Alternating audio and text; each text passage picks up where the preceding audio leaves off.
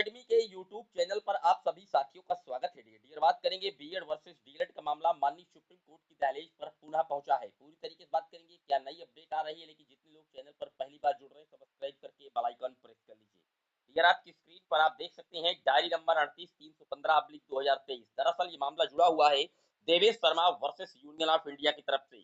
आपको मैं बता दूं कि जब 11 अगस्त 2023 का डिसीजन आया था, जहां से बीएड को इनवैलिडेट कर दिया गया था पीआरटी लेवल से, और एनसीटी के द्वारा बनाए गए 28 जून 2018 के गजट को पूरी तरीके से डिसमिस कर दिया गया था, तो उसके बाद एक रिव्यू जो याचिका है वो दायर कर दी गई थी देवेश शर्मा जी की तरफ से। आप यहां पर देख सकते हैं ये याचिका 16 सितंबर 2023 को दायर की गई थी।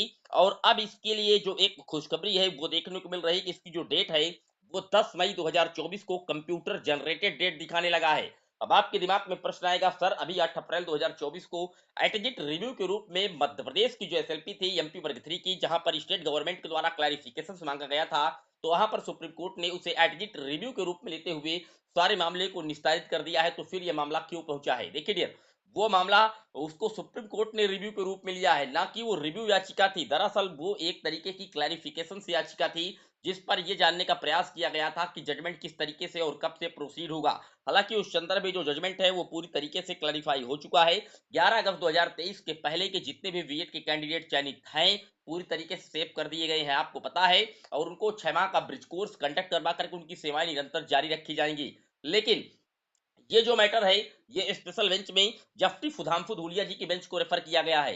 अब चूंकि जस्टिस सुधांशु धूलिया जी 11 अगस्त 2023 जजमेंट के ऑथर थे, आप कह सकते हैं कि उन्होंने पूरे जजमेंट को लिखा और शुरुआत से पैरेंट बेंच थी, सारे मामले को उन्होंने सुना था। लेकिन साथ ही अनिरुद्ध बोस जी भी थे उनके साथ। तो फिलहाल अनिरुद्ध बोस जी का कार्यकाल खत्म हो चुका है, वो रिटायर्ड हो चुके हैं, लेकिन सुधांशु धूलिया जी की बेंच पर ये मामला लगा हुआ है फिलहाल 10 मई को। लेकिन यहाँ पर एक अपडेट ये भी प्राप्त हो रही है कि ये पूरा जो मैटर है जबकि सुधांशु धूलिया जी का, ये कोर्ट के चैम्बर पर जाएगी और वहां पर पता चल पाएगा कि चैम्बर में सुनवाई होगी।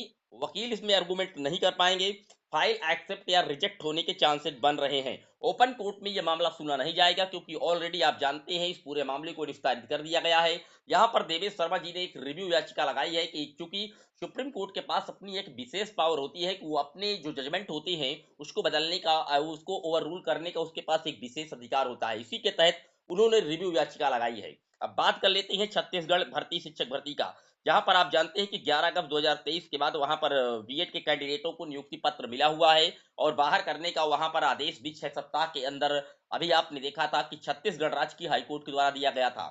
तो 15 मई के आसपास से वहां पर 6 सप्ताह का टाइम ऑफ पीरियड हो रहा है। लेकिन चूंकि लोकसभा का चुनाव लगा हुआ है, चुनावी वर्ष है, तो अलग अलग स्टेटमेंट आ रहे हैं। कभी छत्तीसगढ़ राज्य के मुख्यमंत्री जी कह देते हैं कि हम इनको बचाने का पूरा प्रयास करेंगे, और कभी कह देते हैं कि हम माननीय सुप्रीम कोर्ट का जो जजमेंट आया है उसका पूरा सम्मान करते हैं। लेकिन फिलहाल वहां की जो सरकार है वो पूरे मामले को सुप्रीम कोर्ट में एक नई याचिका के रूप में वहां पर पहुंची हुई है। उसकी भी जो डेट है निश्चित तौर पर लगने की उम्मीद है, क्योंकि वहां पर जो डिफेक्ट था उस केस का वो दूर हो चुका है।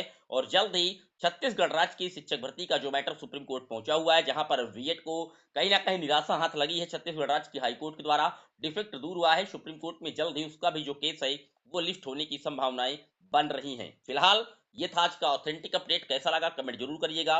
जैसे ही इसके संदर्भ में सुनवाई होगी, जो कुछ भी आएगा हम आपको निचोड़ इस चैनल के माध्यम से लगातार प्रोवाइड कराते रहेंगे। फिर मिलेंगे एक और वीडियो में, तब तक के लिए जय हिंद जय भारत।